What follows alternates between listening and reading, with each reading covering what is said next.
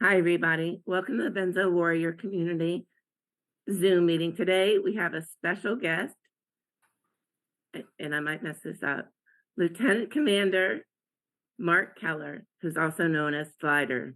Mark, thank you for joining us today. Lieutenant Commander Mark Keller, U.S. Navy retired, is an engineer, entrepreneur, former F-14 Tomcat radar intercept officer, FA-8 FA-18 weapons system officer, father of 2 sons, and a seasoned combat veteran who retired from the U.S. Navy suffering from PTSD and depression. He had a difficult experience with the VA and, like so many others, was medicated into oblivion on Ativan and then further harmed by an uninformed cold turkey cessation. It turns out that the tolerance dependence induced by years on Ativan set him up for the biggest fight of his life. Having survived all of this, he is now simply grateful to be alive. Like a rapidly increasing number of other veterans, Slider found healing transformation through Ibogaine and 5-MeO DMT assisted therapy, still illegal in the US, but that is changing, and has now dedicated his life to helping others and find paths to wellness and to combating the tragedy of veteran suicide. He is also one of the subjects of the documentary film No Fallen Heroes, which tells the stories of combat aircrew who have found new life through psychedelic-assisted therapy. Mark's talk today is titled A Warrior's Toughest Fight. Thank you, Mark, for joining us and speaking with us. We are glad you're here, and we are glad everyone here is here at this event. Thank you. Thank you for the great introduction there, Lisa. Yes, today is a good day. And I'm glad you're all here. I'm glad I'm here. So we're all doing better than some other folks. So let's be grateful for that. I have several parts to what I'm going to talk about today. Each of us has some reason that we ended up on a benzodiazepine. And those stories, vary greatly. Some people were headed that way without a lot of big things happening in their lives. Some people have really big things that happen in their lives, and that's certainly part of my story. And that'll be the first part I'll talk about.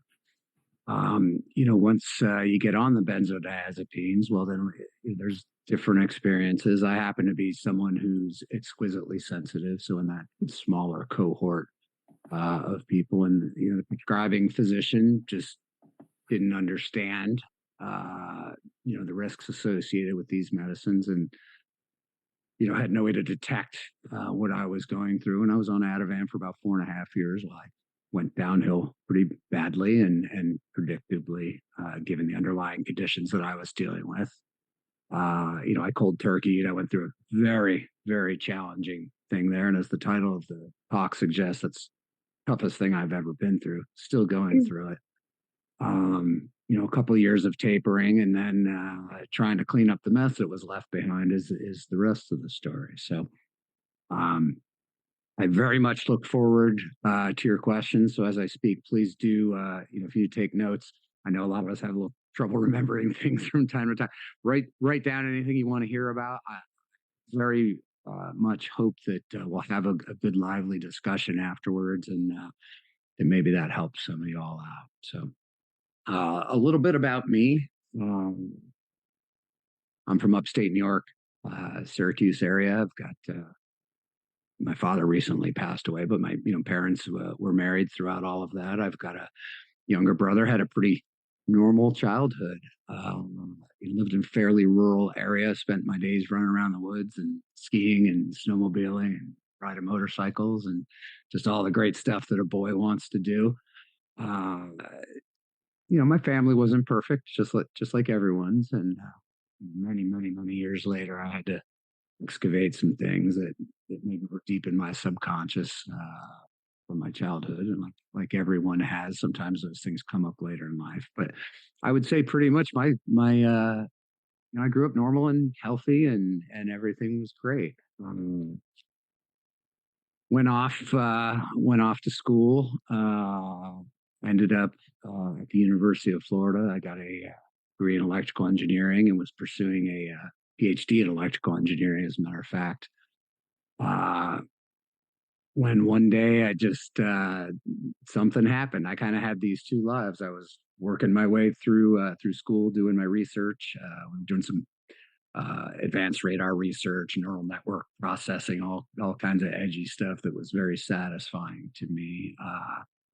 But I was paying my way through school, and so I worked in the lab during the week, and on the weekends I was busy jumping out of airplanes doing free fall photography. So as you can imagine, there was a pretty stark contrast between these two aspects of my life, and as I started to realize that I needed a little bit of adventure in my life. And though the intellectual work in the lab was very satisfying, I said, you know what, how can I take this interest in research and learning and investigating things and mix that with something that's really cool and adventurous? And I literally shoved my chair back in the lab one day and said, I revisited something that I'd kind of given up on from my childhood. I said, I want to be an astronaut. So, a young man's may not be aware of his limitations.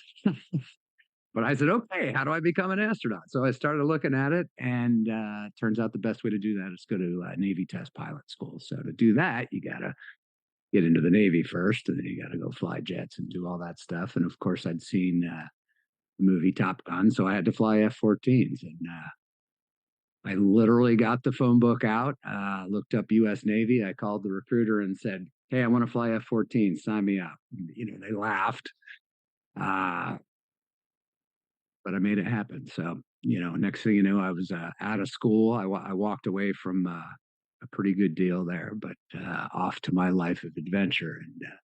And my intent was always to go to test pilot school and try to use that as a way to get into NASA. So, pretty exciting life. As you can imagine, all the stuff you have to go through in flight training and the various hurdles you have to get over and filters, and there's a lot of them. It takes some years, but it's stressful.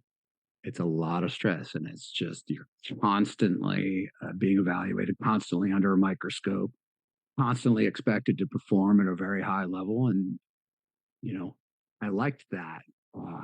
Again, we'll go back to jumping out of airplanes. I was a thrill seeker, still am. Very high threshold of adrenaline. I like the pressure. I like the action. And I thrived on that. And, I did very well, and I ended up in F-14s like I had planned. Fast forward some years here. Now it's early 1990 now, and I got into my first fleet fighter squadron via 14 Top Hatters. We deployed aboard the USS Theodore Roosevelt early in the spring of 1999, just as the Kosovo conflict kicked off. That was the real deal.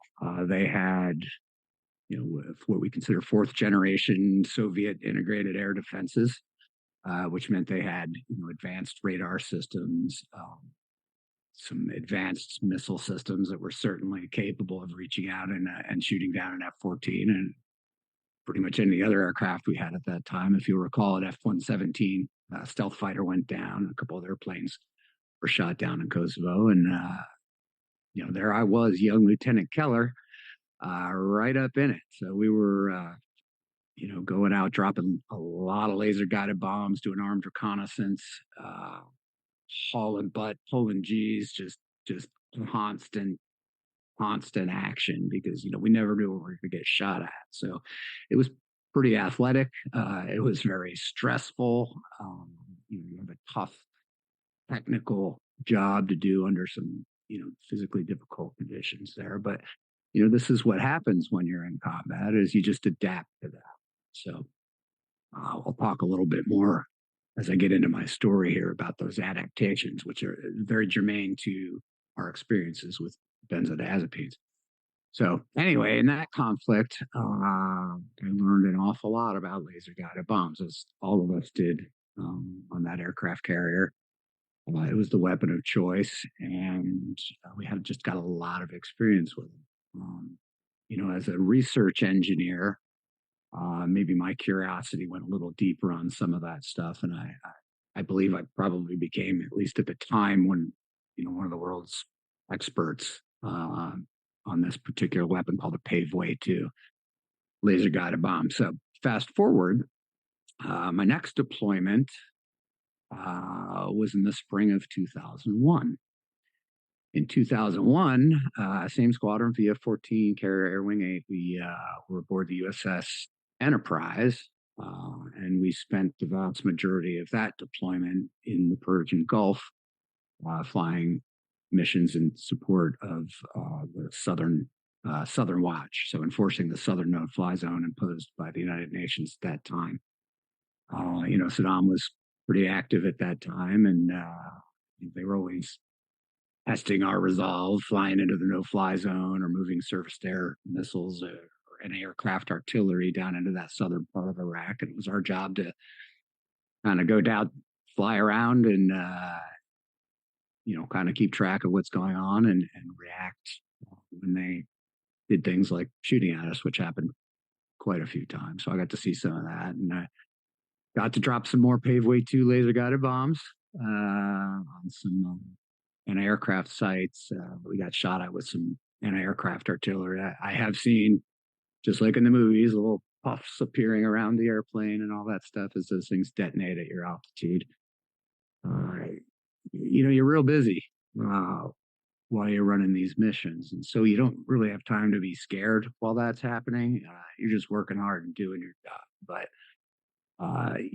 neurochemically, you're in a very elevated state, of necessity, and you become accustomed to that. So, now here, this is my second deployment. It's been about a year of all this kind of stuff. So we had a great opportunity in September as we were nearing our 6-month point in our deployment.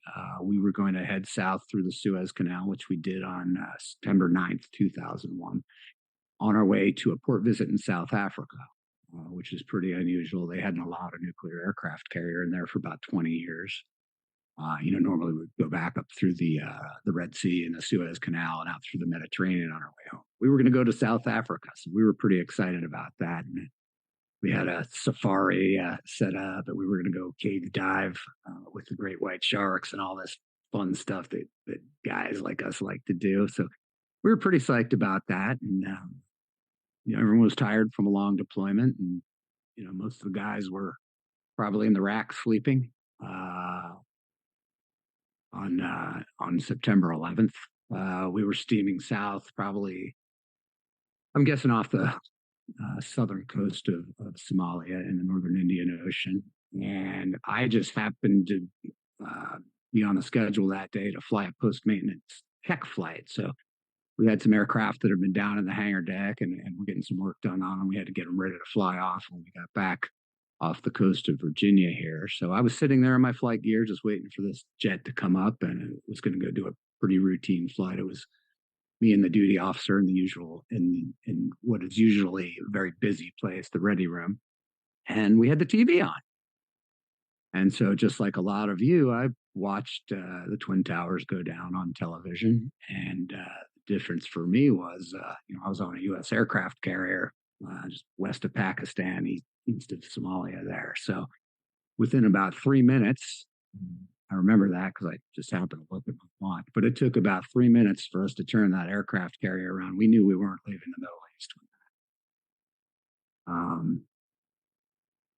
Of course, our deployment was extended for, I think, about 5 weeks or so.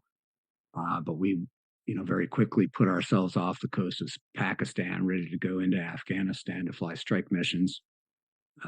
We had to wait for a couple of weeks. There's some diplomatic stuff that had to happen. We needed to, get over a flight of Pakistan to get into Afghanistan, and we needed to get some airborne tankers and stuff like that to help us get up, from the ship all the way up to Kabul. It's about 800 miles or so. So, from here in Virginia Beach, think of, if I got to go drop some bombs in Kabul, it's the same thing as flying to maybe Kansas and back every day. So that's what our lives look like. But we had a couple weeks of intel briefs and mission planning. Obviously we had to take out they're fairly modest air defenses. And, we learned a lot about what the Taliban was up to, what Al Qaeda was up to.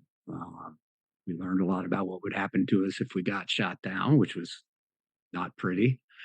Um, and it was, that was a stressful time. I mean, this is the second time in my career that we got to, I say got to, but we kicked off a war. So, if you're a professional warrior, that's, this is it. It's game day.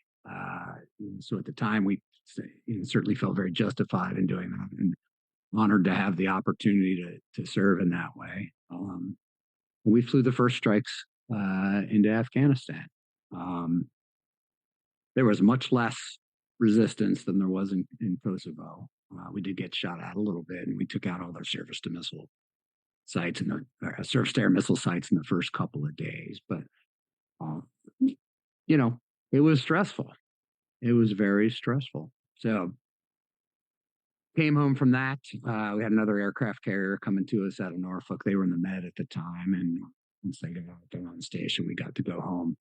Unfortunately, we skipped our safaris and shark dives. We went right back through the Mediterranean and got home. So we were the first carrier back from the war in Afghanistan, which was pretty cool.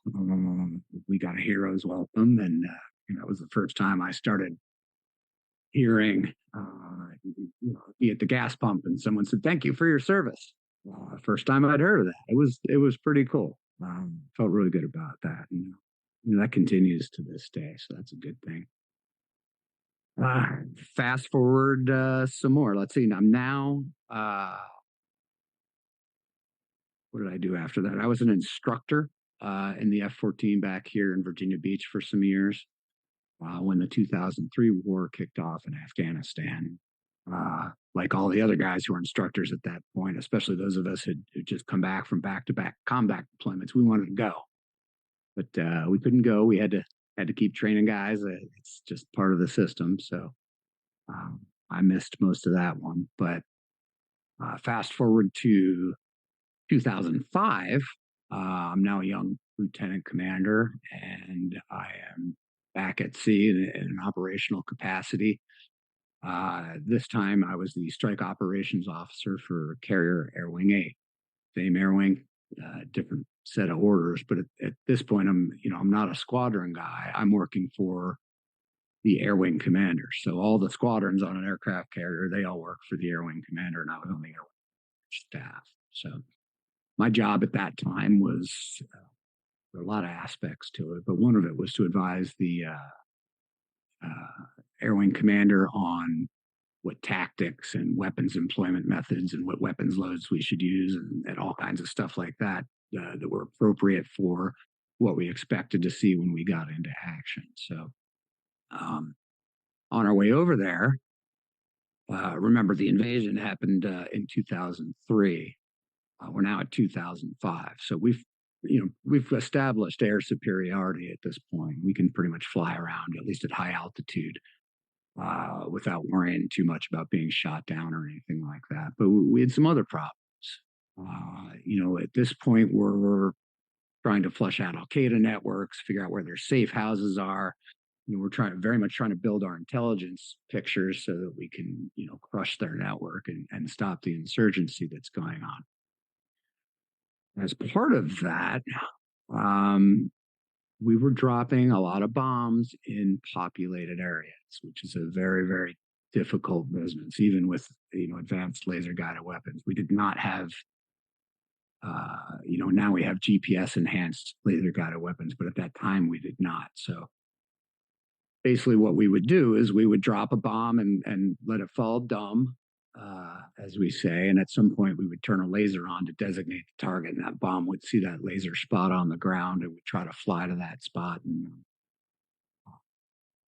hopefully hit exactly where you want it to. But there's some problems around that. They don't always work the way they're supposed to.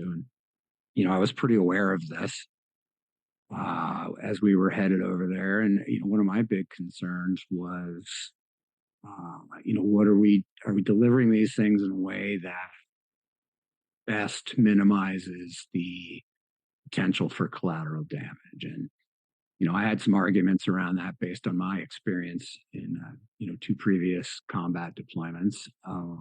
Unfortunately, what I understood to be the best way was in conflict with some of the doctrine at the time. Um, I'm sure you all have seen the Top Gun movies. They're really cool, great movies. I love them too. Um, they don't really depict what Top Gun does, though. Top Gun is a place where they develop tactics and they train instructors to go back out to the fleet and standardize tactics and procedures and make sure that we're all doing business the same way and we're held to a high standard of excellence. It's a good thing. I mean, Top Gun's a very, very good thing. It's one of the reasons we're so good at what we do. But Top Gun is made of humans, and humans are fallible, and sometimes our systems are fallible too. Sometimes it takes some time for things to get back to the schoolhouse and be processed and put into doctrine. And, I kind of got caught in that loop a little bit. So, I am not a Top Gun graduate, but I did have some pretty good experience with these weapons. And it was, I knew at the time that Top Gun's recommended tactics were not applicable in that particular theater. Um, Interestingly, my commanding officer and his deputy were both former Top Gun instructors who hadn't been in combat before. I'm sorry, Top Gun commanding officers, neither of which had been in combat before. So these are wonderful human beings. I love these guys. They're professionals, very smart guys, capable fighter pilots.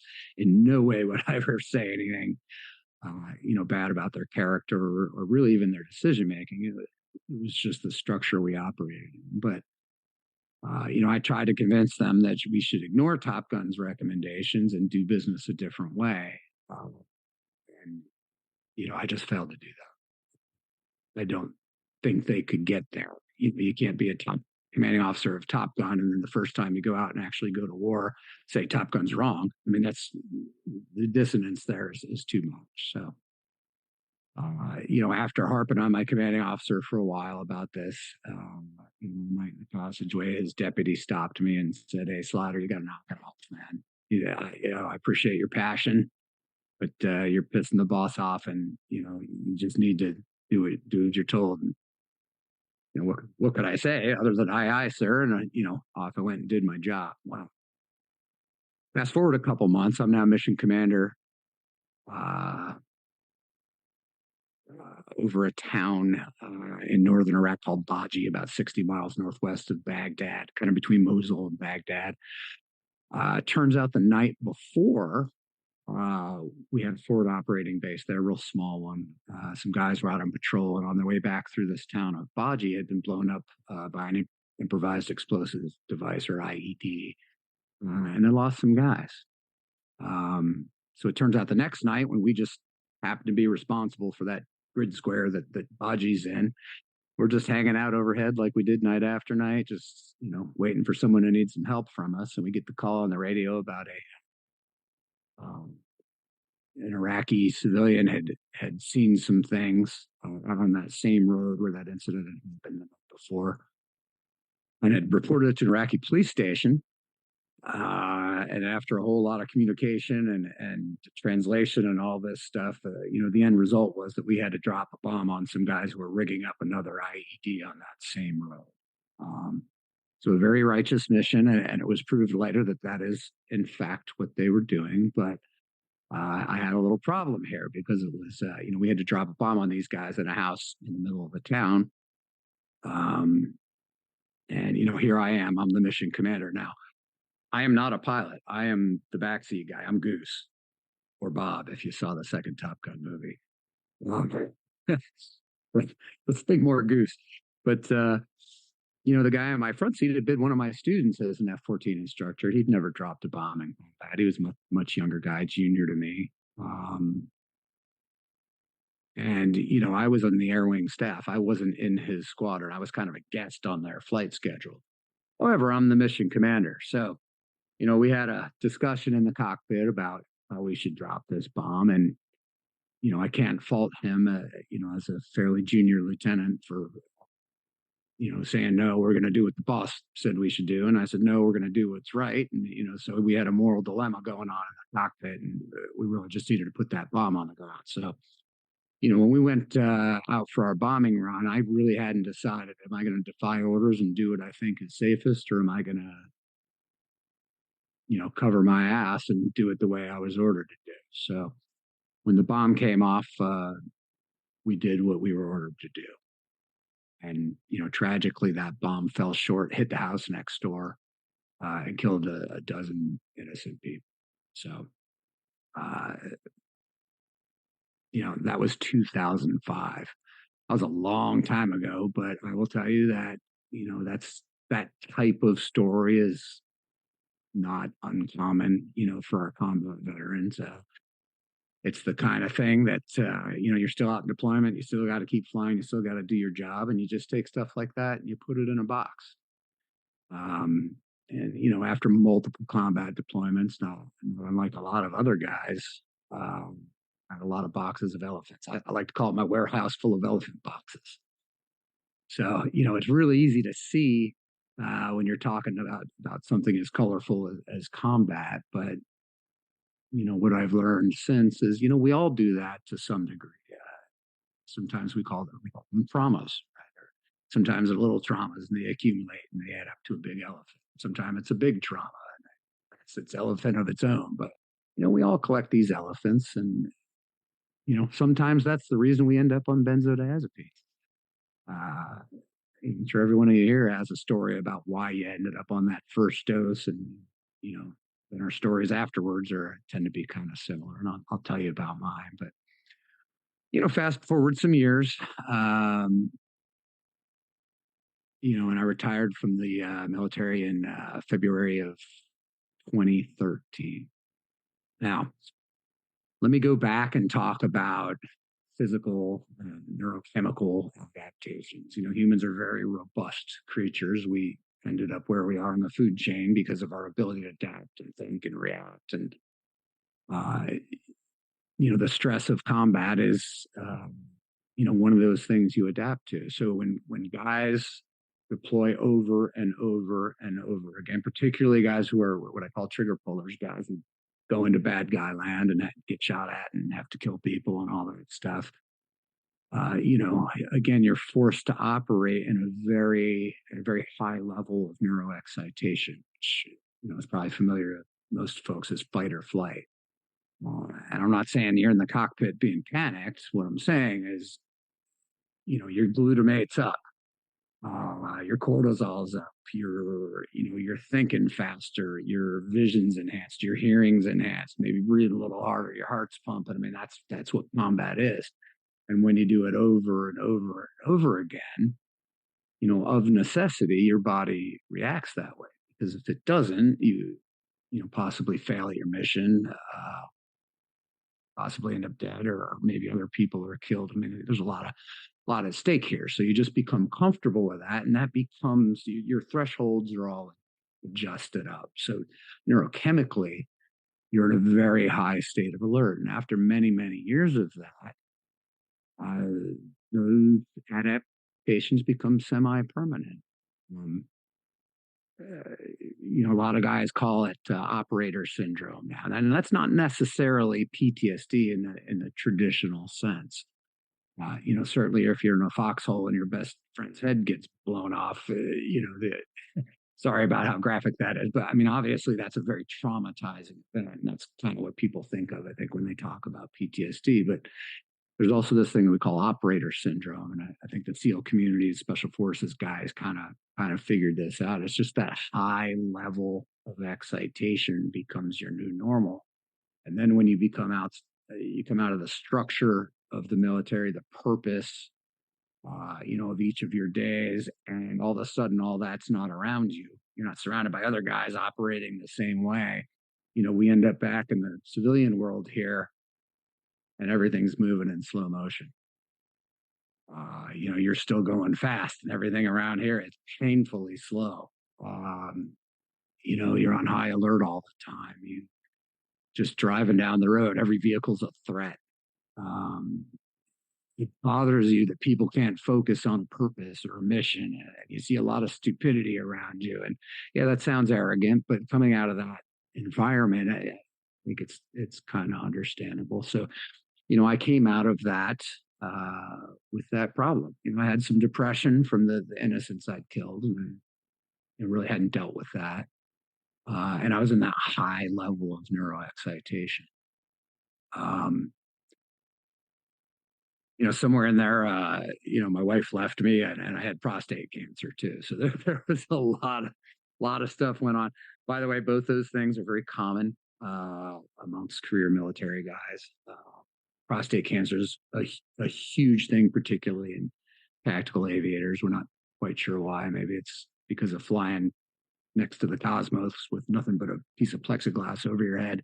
Maybe it's because of the big radar sitting down between your legs, breathing manufactured gases, jet fuel in the water on a ship. I mean, I don't know. We're trying to figure that out. But prostate cancer is a really huge thing. And, one thing, this is a big men's issue, but when you go through prostate cancer without any counseling and emotional support around that, that's actually a pretty traumatizing thing too. And, unfortunately mine happened right after my wife and I split. So that was exacerbating. Um,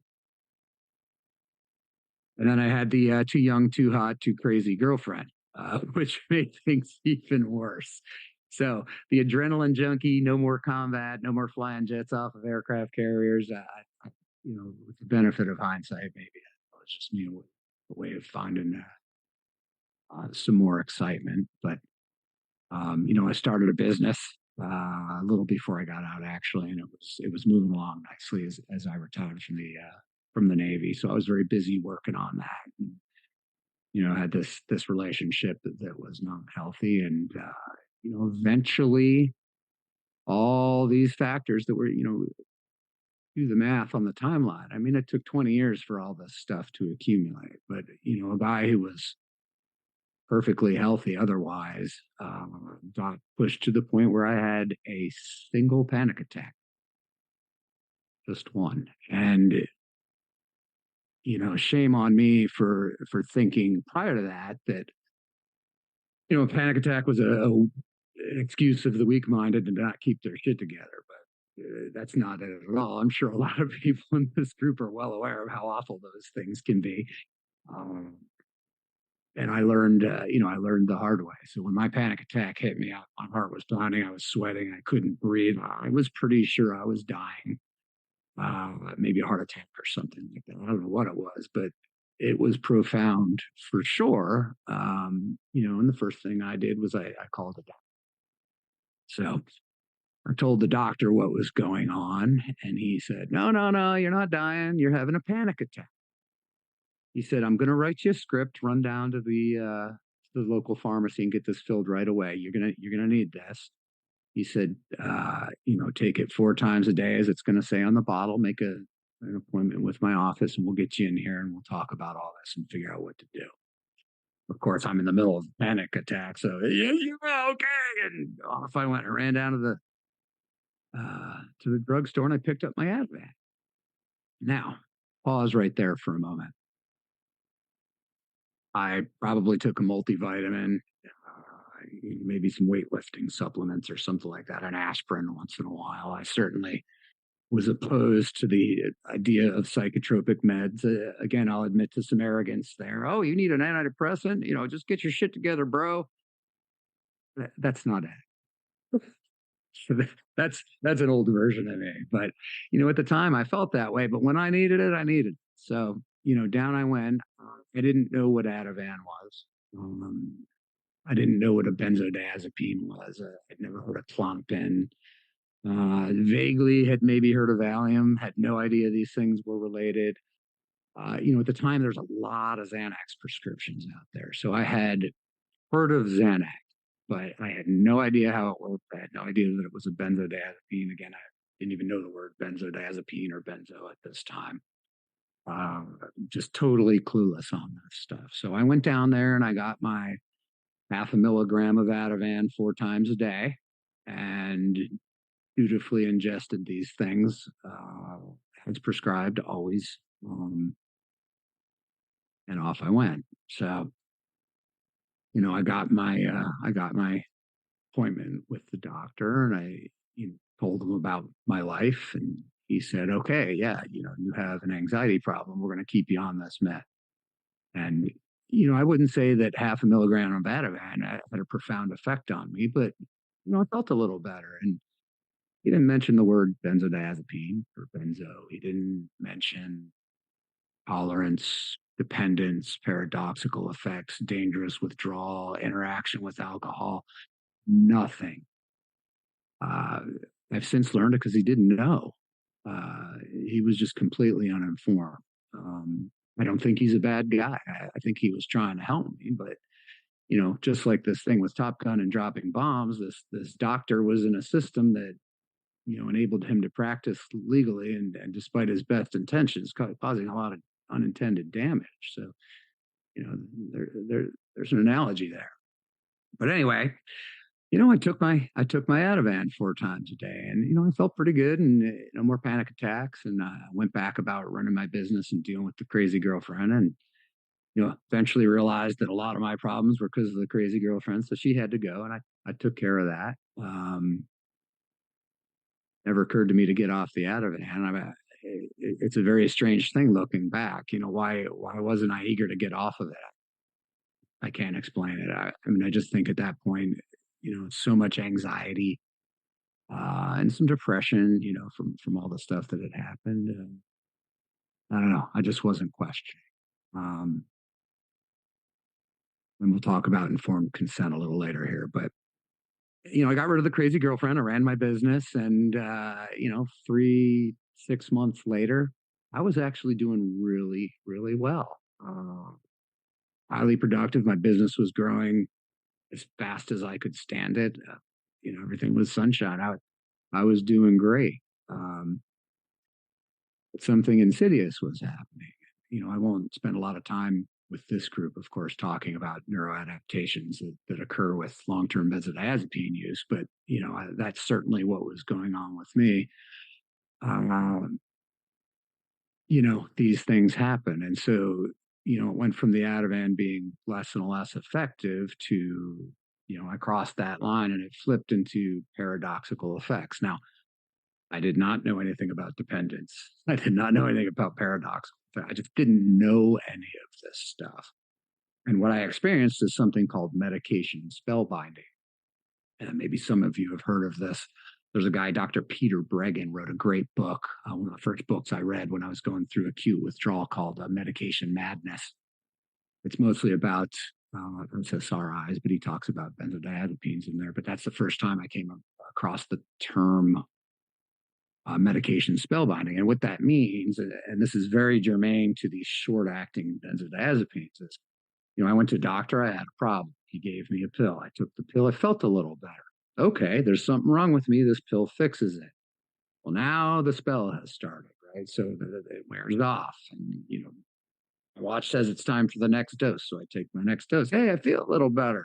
The spell is being cast here, folks. This is what happens. And those neuroadaptations that occur with long-term benzodiazepine use are insidious, and if you're not warned about them, you just can't see it. And so, what happened to me after I was probably a year into this stuff, before I really started to have some paradoxical effects, and I didn't know what they were. My baseline anxiety was slowly coming up, well beyond where it was when I first started taking. But each time I took my dose, I felt a little better. So, the spell is cast. It never occurred to me to question it. And unfortunately, my prescribing physician was uninformed. So, I didn't know these terms at the time. Um, but what I experienced was, increased anxiety that became extreme, depersonalization, derealization, extreme disinhibition, depression, rage, suicidal ideation, and unfortunately, is a lot of folks, particularly it seems military guys with PTSD, go through. Substance abuse became a big thing for me. And while I'm talking about that, I just pulled up in front of me. This is the 2003 Veterans Administration DoD clinical practice guidelines for the treatment of PTSD. And I'll just read a couple lines that I highlighted when I discovered this document way too late. But put my cheaters on here for a minute. And this is straight from this document. This is dated June 2017, although I think the original, this language was added, I think, in 2013. We recommend against the use of benzodiazepines for the primary treatment of PTSD. Due to lack of effectiveness and risks outweigh the benefits. Now, if I go down a little bit, benzodiazepines are ineffective for PTSD treatment, are associated with worse overall severity, worse psychotherapy outcomes, aggression, depression, and substance use, and are relatively contraindicated with patients for patients with PTSD. Well, no shit. I wish my doctor had read that before he put me on the Ativan, but unfortunately, he was unaware. And you know, I skipped a big part about my struggles with the VA. That's a whole other topic. But I did, initially go to the VA because I was having problems, and I characterized that experience as an 18-month maze with no cheese at the end. Luckily, I'm a retired officer, and I had business that was doing pretty well. I was able to go out of that system and pay for a very expensive private, a psychiatrist. Unfortunately, a lot of guys aren't able to do that. And, this is part of what we'll get to later about veteran suicide. But, that checklist that's in that treatment guide, there's, I lived that. I went through every bit of that. And, the severe disinhibition was a thing. And I think that's why a lot of particularly veterans with PTSD who are treated with benzodiazepines end up with substance abuse problems. For me, it was, at first it was sleep. I just wasn't sleeping. And I was I slept like a bear my whole life. And all of a sudden, I'm having trouble sleeping. I'm not in uniform anymore. Hey man, smoke some weed. I was at the VA. I was walking out of the VA in the parking lot, and a soldier, he's like crazy, like he's coming out, and this guy had it. And I started talking to him, and he's like, "You need some weed? Or give me a bag of weed." I don't know where to get weed, but he had, so he gave me some weed, and it helped me sleep. So for a long time, I just would use a little bit of cannabis at the end of the night to slow down. I was still working real hard with my business and all that stuff, and it was helpful, but uh, that's a slippery slope. And I'll skip the long version of the substance abuse, but light cannabis use ended up as heavy cannabis use, and I was a military guy. All my friends are military. I had trouble acquiring the stuff at the time, and I ended up dealing with some fairly unsavory folks in the quest to supply myself with the only medication that was working, as far as I could tell, to keep my anxiety down. And next thing I know, we're off to the races with cocaine. So that was a very short but intense experience for me. Remember, I was completely disinhibited here. So, as soon as it was suggested to me that I should try some cocaine, I mean, I just couldn't do the math. I couldn't do the risk reward calculation there. I mean, I was so bad at this point. I described it to a physician years later as I was watching my life unravel, like I was outside looking in through a dirty window. These were my paradoxical, and I didn't know the term paradoxical effects at that point. It's just how I was able to describe it. So I had a very short but very intense bout with some very serious, very dangerous substance abuse. And let me go back. We're 4.5 years into the Ativan at this point. And I'm going back every few months talking to my prescriber, and I'm telling him what's going on in my life. I was having the cognitive fog was very bad. I had a highly technical business that I'd built, and I was the architect of all the technology of it. It was maintaining and running that and building the business was it was cognitively difficult enough without, the Ativan making me dumb, which it certainly did. And, the effect of that on my business over some years was, at one point I should have been worth, I think, about $22 million. You know, at the end, I was living on my pension and my partial disability, which I'm still on. So, I mean, I made a lot of bad decisions. I wasn't able to think things through. I wasn't able to analyze processes and all this stuff. And it just absolutely destroyed my business. If we have people here who went through extreme paradoxical effects, I'm sure it's not unfamiliar to you. I mean, at one point I looked around my house, I had cardboard boxes full of unopened mail. I couldn't pay my bills. Just opening my mail was too much for me. Stopped paying my mortgage, destroyed my credit.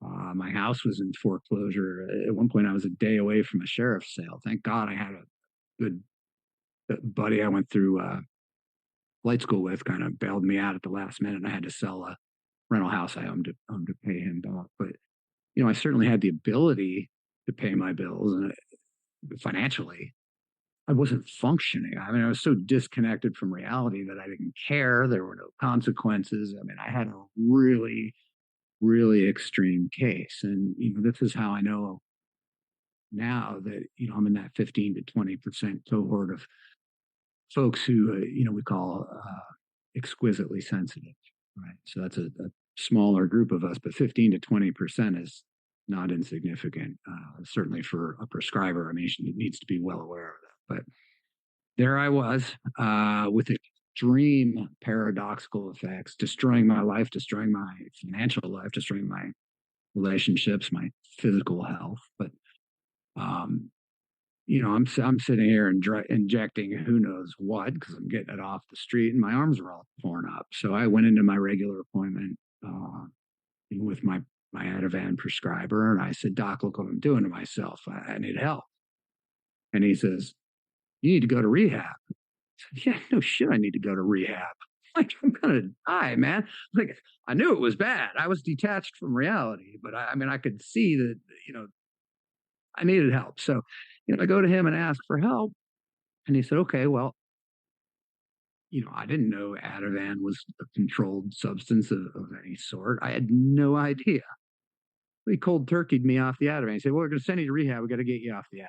So, I argued with him for a couple of years after this about whether he cold turkeyed me or not. What he did was he cut me down to 75%, and then 2 weeks later down to 50%, which is essentially a cold turkey when you've been on it as long as I have. The timing was particularly bad because at that moment I was busy. I was going to rent my house out on Airbnb, which I managed to do. I had to get financially well, and that worked for me. But I was in the process of moving into a little apartment down the road, and that was stressful enough on its own. So now here I am coming off of the Ativan, really, really hard.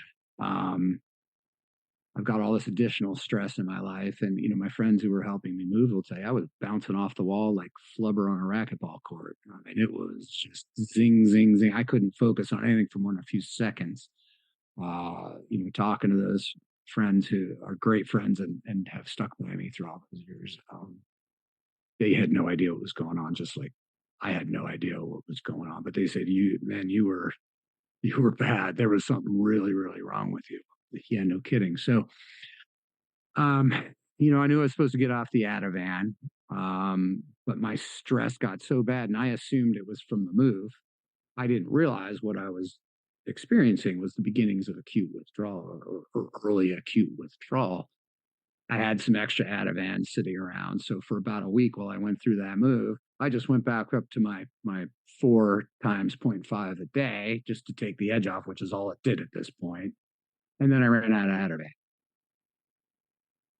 And, again, I couldn't reason. I couldn't make choices. I mean, it was just terrible. So here's what I experienced during the acute withdrawal. And I'll say it took about 2 weeks after I took my last dose before I really hit the peak of it. In those 2 weeks, there was a period where I wasn't sleeping at all, maybe an hour, 2 hours at a time, but I had an insane amount of energy. It was actually manic. Um, I was getting up and running 8 miles at 4 o'clock in the morning for no reason. Just that's the only way I could burn the energy off. A lot of other things in my life. I mean, I just had this insane amount of energy, and it was almost positive in a weird way for a minute. But by the time I got 2 weeks into it, here's where I found myself. A couple times a minute, it felt like someone took a glass of cold ice water and dumped it over my head, and it just ran down my face and my whole body. My entire body was electrified, like I was hanging on to an electric fence or something. Uh, I was hyper salivating so bad that it was actually almost foaming at the mouth. My noise sensitivity got so bad that just the sound of the air conditioning going on was like sticking my head in a jet intake. Um, Light sensitivity. Experienced severe clinical paranoia. Um, my gut was an absolute disaster. I couldn't focus on anything for more than a couple of seconds. I mean, it was really, really bad. Now, at this time, having not been warned about the possibility of such an experience, I have no idea this is the Ativan. None whatsoever. No clue. Um, I'd been robbed of my ability to reason and analyze. That's why my business was going downhill. And the same was true with my self analysis. I just couldn't put all this together. So I got on Google and put in my myriad of symptoms, and I came up with multiple sclerosis of all things. I found out later that that's a common misdiagnosis when someone doesn't realize they're going through benzodiazepine withdrawal. Interestingly, for me, though, my brother has multiple sclerosis. So this is a very believable answer that I got from Google. So I get my brother on the phone and I tell him what I'm going through. And he says, "Oh, man, yeah, you have MS and it's bad, dude." He says, you need to get to a neurologist now or you might die from this. So I called my GP to get a referral, and it was 3 weeks or something like that, and I begged and begged and they just weren't hearing me. And I probably should have gone to the emergency room at that point. I'm sure I was at the threshold of having a seizure. Very lucky it didn't go a little bit further. I was in very, very good physical condition at that point. I think that may have saved me. I don't know. I'm guessing, but my brother called me up the next day and said, "Hey, man, are you taking any benzodiazepines?" "What's a benzodiazepine?" "A benzo." "What's a benzo?" Like, what are you talking about, man? I never heard these alphabet soup words before. And he said, "Oh yeah, man, I have a couple of friends who were on Xanax, and they went off of Xanax and they went through this. It sounds like what you're going through." And I said, "I wouldn't take Xanax, man. Everybody knows that's bad news." And he goes, "Well, that's not the only one." And so he starts listing off all the benzodiazepines, and he gets to Ativan, and bingo. I said, "Yeah, I've been on it for years. I just went off of it a couple of weeks ago." And he said, "Man, you're going through benzodiazepine withdrawal." God bless Doctor, my brother, who isn't even a college graduate. He just knew. Brilliant guy, by the way, very successful. But my point is, we got to look out for each other. These lessons we learn are valuable. And that's why we're all here talking about this stuff. He said benzodiazepine withdrawal. So I got on the Google again and I looked up benzodiazepine withdrawal, and that was the beginning of a journey that's brought us here, which, yeah, sure enough, I was going through benzo withdrawal, no doubt in my mind at this point. I'm very angry with my doctor. I call his office up and he's on vacation. Uh, I'm a guy who's used to solving problems with explosives, and I'll tell you that I was going to talk to that damn doctor, and I made sure I applied enough pressure to get him on the phone on whatever tropical island he was sucking coconut drinks out of. But he was really mad at me. He was pissed that I was bothering him on vacation, and he wanted to know. And I, listed my symptoms again, and he said it's stress. stress. He said it was stress. I was overwhelmed by stress. There's some truth to that, but that's not what he meant. He just couldn't accept that it was that. So, he probably got on the Google for a few minutes. He called me back, maybe an hour or two later and said, "Hey, I'm gonna write you a script for Valium." And I said, "Okay, I need this right freaking now, dude, because I'm dying here. I really should have gone to the emergency. I'm dying. I need it right away." I said, "Don't send it to my usual mail order pharmacy. I need it to go to my local pharmacy." So I guess he probably put his coconut down and called it into the office and forgot to tell him not to send it to my mail order pharmacy because that's where I work. So, um, 10 days later, I got some Valium in the mail, and he had prescribed me to replace my 2 milligrams of Ativan I'd been on for 4.5 years, 2 milligrams of Valium. Clearly has not read Ashton, right? Which I gave to him probably a year later. But, the equivalence would have been 20 milligrams. And by the way, I was so far into tolerance, I probably needed 30 milligrams of Valium to experience any kind of normal. We'll never know. He certainly didn't know at the time. But here's what happened to me in those intervening 10 days is, over those 2 weeks, I went up that very, very steep curve to acute withdrawal, to the foaming mouth and all the things I described. But 10 days later, I had come over the peak of that. I was in absolute hell, but I could tell that, my symptoms were getting a little better. Okay, so 10 days later, this other benzodiazepine shows up. I already don't trust this guy. I obviously have an extreme dislike for the benzodiazepines at this point. And I look at this and I'm going, I'm not taking that crap. I know I'm getting better. I feel like I'm getting better. And in my linear mind, not realizing that curve was going to go like that, thinking it was just going to continue down at the slope I'd experienced over the previous 10 days, I tough it out. I figured 3-4 months from now, I'm going to be fine. So I'm just going to hunker down and tough it out, which was a dumb move.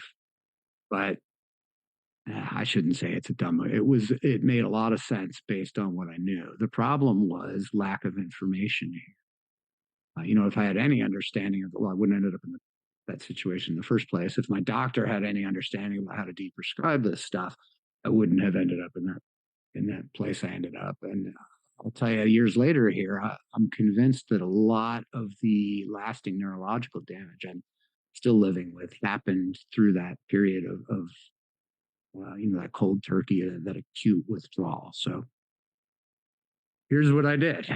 I sat in a darkened apartment, shades drawn 24 hours a day, air conditioning at 65. I had noise canceling headphones on because I couldn't stand the sound of it.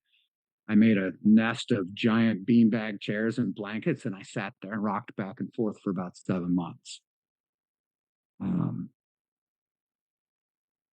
During that time, or looking back at that time, I can say I am completely understanding and sympathetic to anyone who chose to give up.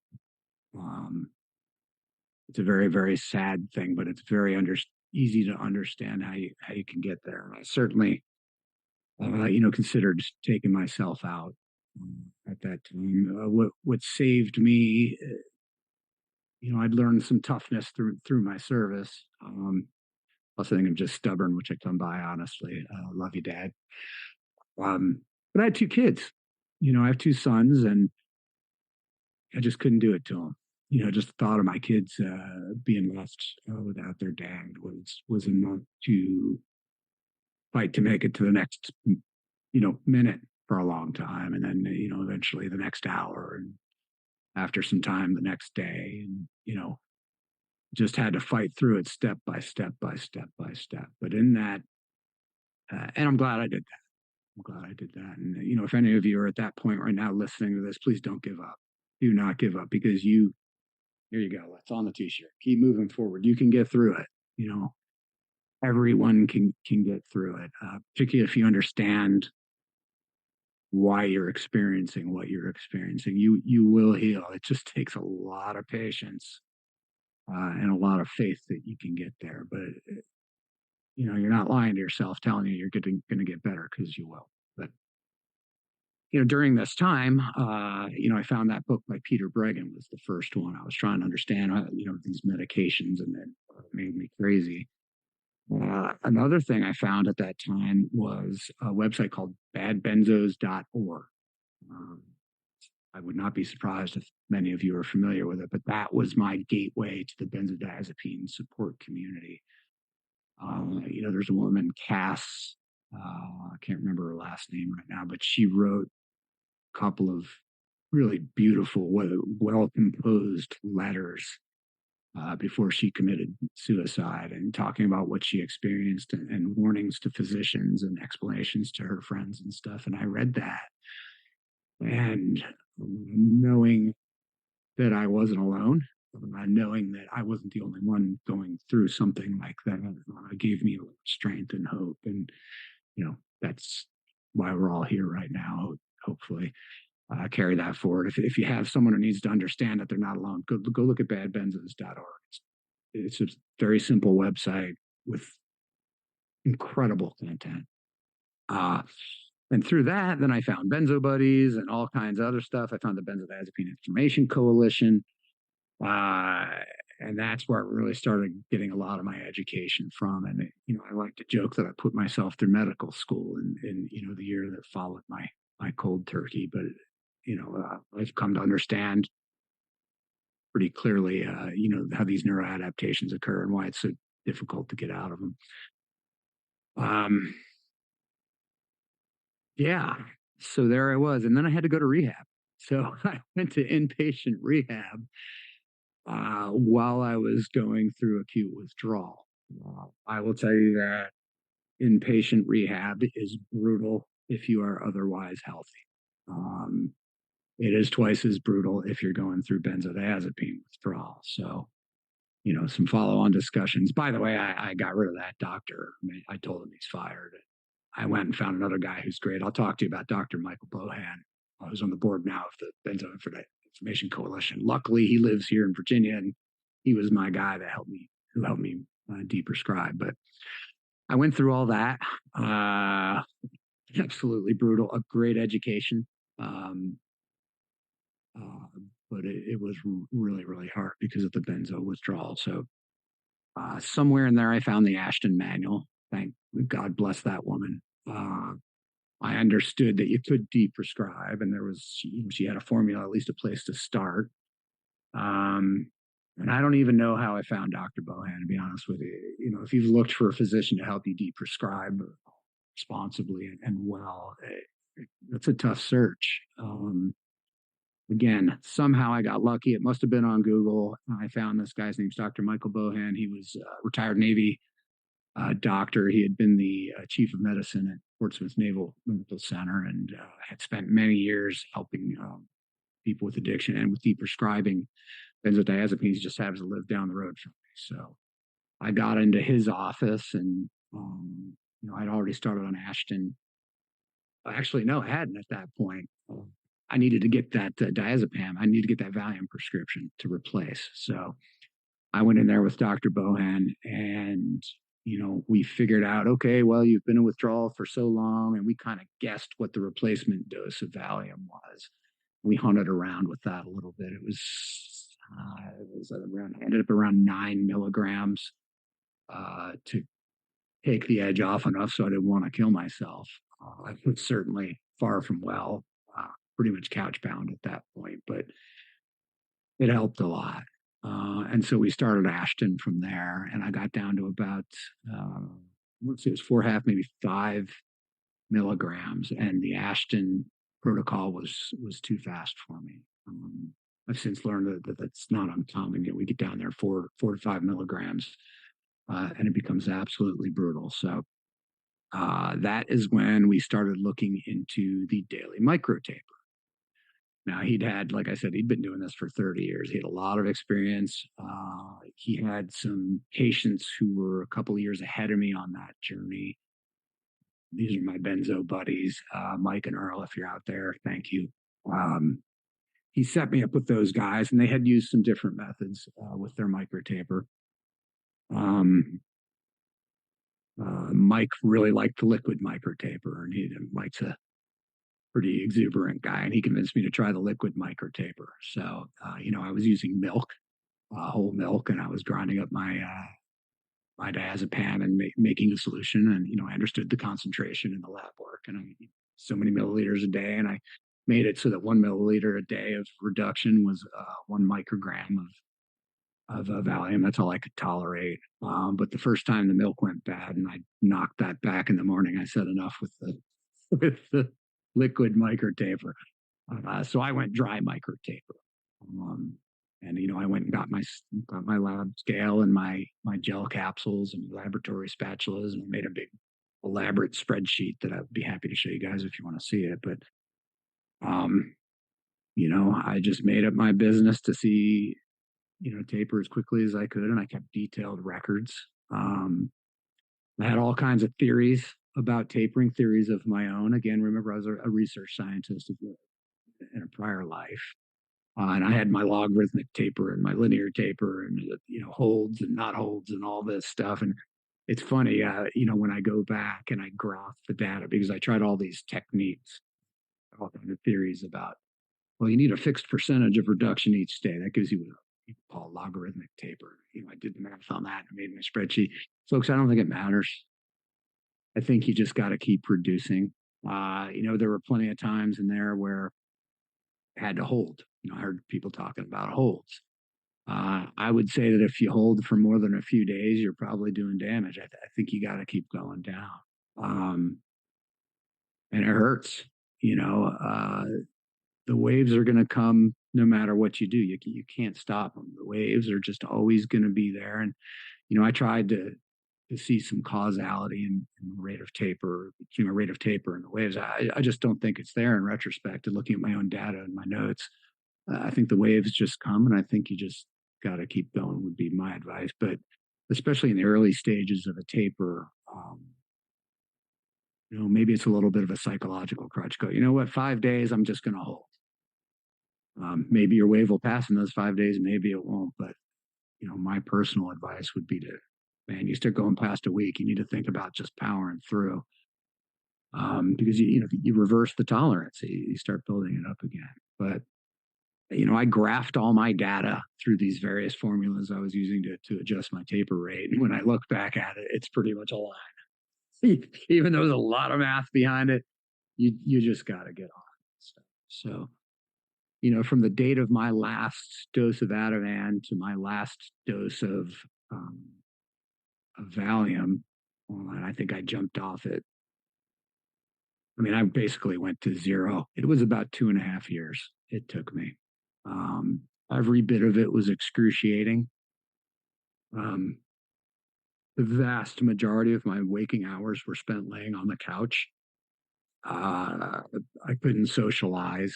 My anxiety was so bad. Just going outside was awful. I'm now a single dad. I had 2 fairly rowdy boys. What was taken from me in my relationships with those boys is awful. Wouldn't wish that on anybody, but we fixed all that now. But the cost of not being informed here it's incalculable. The productivity I've lost, the relationships with my families and the sons in particular, the business I destroyed, the financial destruction I've been through. And I'm still dealing with a lot of anxiety. As a matter of fact, I talked to Barb a few hours ago. I'm having a wave today. We're a few days away from 3 years off for me.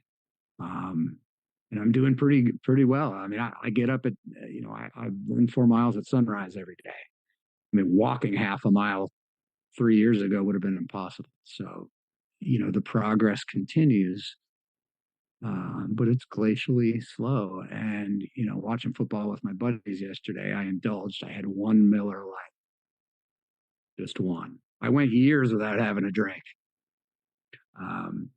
And it's been a while, and I'm doing great. And I had 1 Miller Lite yesterday afternoon. I milked that through the whole second half of the game I was watching. And I'll tell you what, I'm having a wave today because of it. So, as I'm talking to you right now, this part of my face is numb.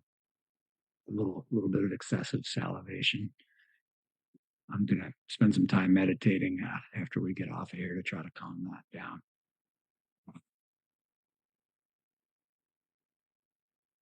Let me go back and talk about a couple of techniques that I think might be helpful, and then I'll go forward into the last part of my story here, which I'm going a little long here, sorry, which is the psychedelic medicine and all that. But uh, I read about mindful meditation while I was in my worst days of my taper.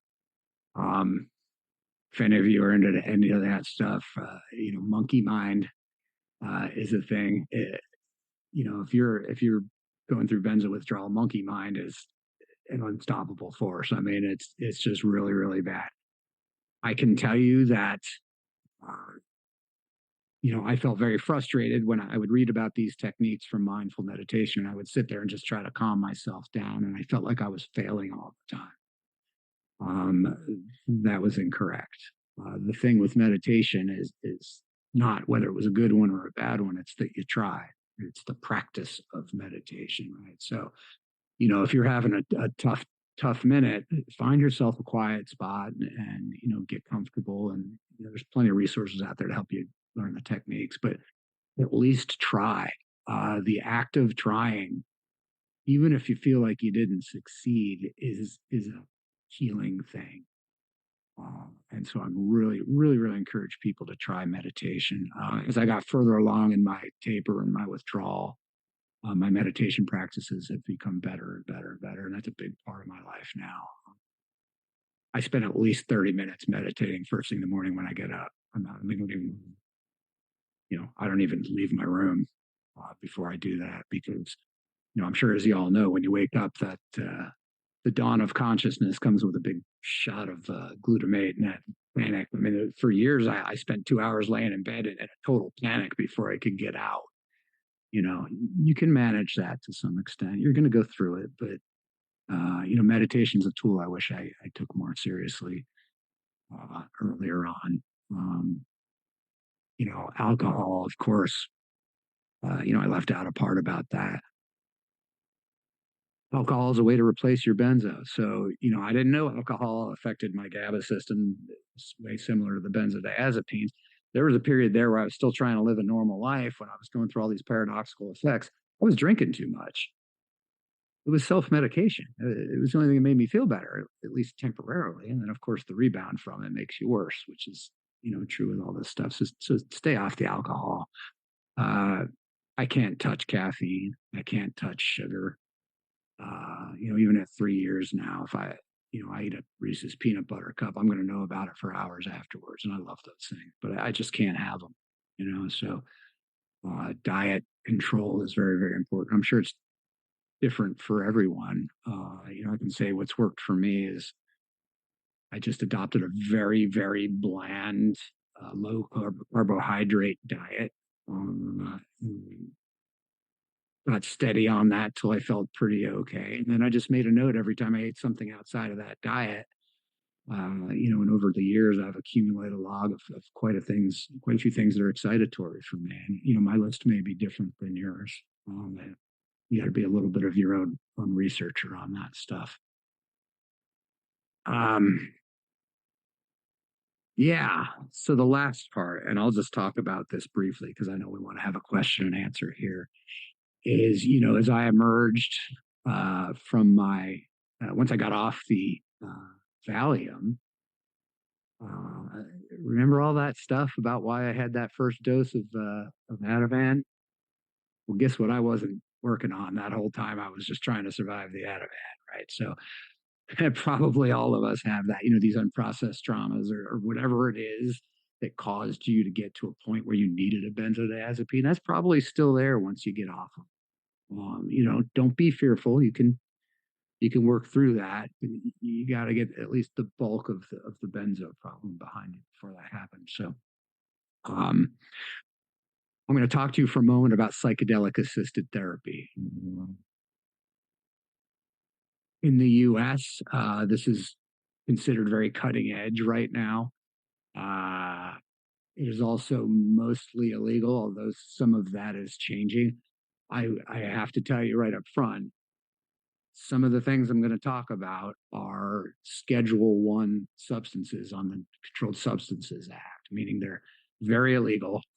If you try to acquire or even possess these things inside the United States, you are risking incarceration. You know, do not do that.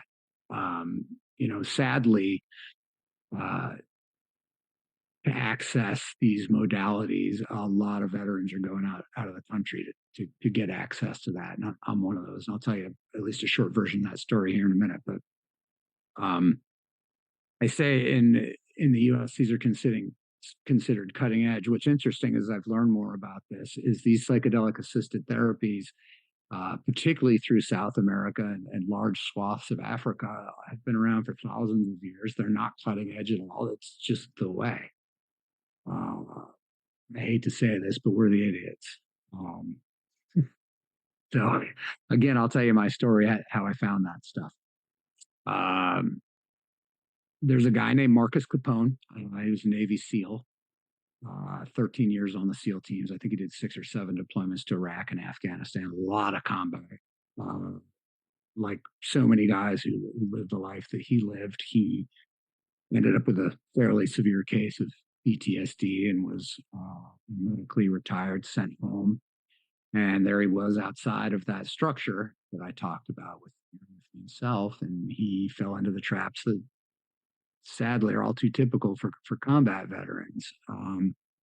He did go to the VA and get on their medication program. I think at one point they had him on a dozen meds. So, they give you one thing for anxiety, one thing for depression, then the side effects pop up and they give you something for the side effects. And now you got this polypharmacy. I'm not kidding. The guy was on like a dozen psychotropic meds.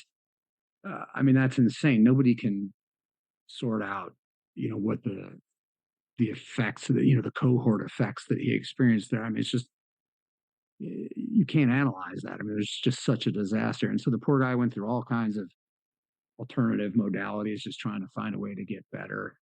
And he was having some substance abuse problems, and his marriage was falling apart, and he's got kids and all that stuff. And out of desperation, he heard about this thing called Ibogaine. Now, Ibogaine is a psychedelic molecule. It's one of the dozen or so alkaloids found in the root bark of the Iboga shrub that's indigenous to Gabon in West Africa. In Gabon, the Bwiti tribe, this is very much part of their tribal tradition, has been for 1,000 years. They use it to seek wisdom from their elders and connect with the rainforest and all this stuff. And there's a lot of shamanism, I guess you would call that. Partaking of this bark is a rite of passage for all of their children. There's a lot of really cool stories about that. I could talk about that for many hours. Actually, I have on some podcasts, which I can share with you guys later. But Marcus went down to a clinic in Mexico that was primarily treating heroin addicts. So it turns out that this Ibogaine has an 80% success rate with a single treatment for treating heroin. So it resets opioid receptors, and they come out of there and they're good. There's nowhere else in medicine you can find something like that. I mean, it's just an incredible thing. But there was some anecdotal stuff about it being helpful for PTSD and depression as well. So Marcus, just trying to keep his family together, took a shot and went down to Mexico, did this Ibogaine treatment, came back a different man. To hear his wife Amber talk about it is very moving. She says he walked in the door and I could just tell I had my husband back. So, Marcus and Amber went and formed a veteran support organization called VETS, Veterans Exploring Treatment Solutions. And he was familiar with the SEAL teams, and he had a lot of buddies who were in the same boat he was in. And so he just started running around trying to find ways to get these guys down there to save themselves. And they, eventually formed that organization. It's a 501c3. And so they're out looking for donations to try to help these guys get through this program, which is, of course, not supported by the VA in anything inside of the United States. And he comes across my buddy Wiz Buckley, another fighter pilot, who had his own charitable foundation that did various things. It was called the Top Gun Fighter Foundation at the time. And somehow they found Wiz and took him out to dinner and told him their story. And, Wiz opened up his wallet to help, and he said, "Oh, by the way, I'm not a SEAL. I'm a fighter pilot, but here's my mess." And so Wiz went down there, down to Mexico with Marcus Capone.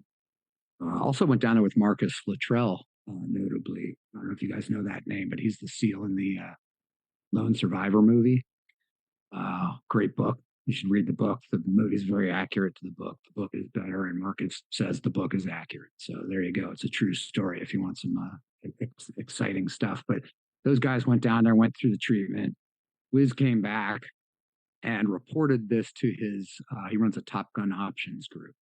So he teaches people how to trade options. It's an online thing, and they do these webinars every week. And he came back and said, "Man, you wouldn't believe." And I made a little YouTube video on my way home, and go check that out. So my buddy in Top Gun Options, another fighter pilot, calls me up and says, "Hey, Slider, this sounds like you. You need this." And so I went and watched Wiz's video, and sure enough, I was willing to try anything. Now, I was not inclined to hippy dippy fruitcake, long hair, beads and crystals, stuff like that. I was a pretty square edge engineer fighter guy. But you know what? With as much suffering as I'd been through with the benzos, which by the way are the worst thing I've ever been through in my life, much worse than any of that other stuff. I was willing to try anything. So I went down to the clinic, same clinic those guys went to, and it worked. It did nothing for my benzodiazepine symptoms, but what it did was, for the first time in many, many, many years, gave me a taste of some real peace. And I came back with some new perspectives on the meaning of life. And again, I'll give you guys some links to the podcasts where I talk about this. But, I came to the realization that the suffering has a purpose. Uh, Nothing is put in front of us that we can't get through. And when you do, you're going to come out stronger. You're going to come out better. And there's going to be lessons in there for you. And so, this is why I'm here talking to all of you guys today. You can get through this. You can get through it. And when you do, you're going to be a better person. And, with great gratitude to my benzo buddies, Mike and Earl, I've got a bunch of benzo buddies of my own who I help. I hope this is helping you as well. And, if you're not there yet, you will. And when you are there, you're going to hopefully share my desire to pay it forward. That was a lot of talking. Wow, Mark, I just, from everyone in our community at Benzo Warrior community, I want to thank you for sharing your incredible story with us today. It's different. It's a very dynamic, it's intense, and it's remarkable what you're doing for people. Thank you for sharing. Absolutely. My pleasure. Thank you for the opportunity.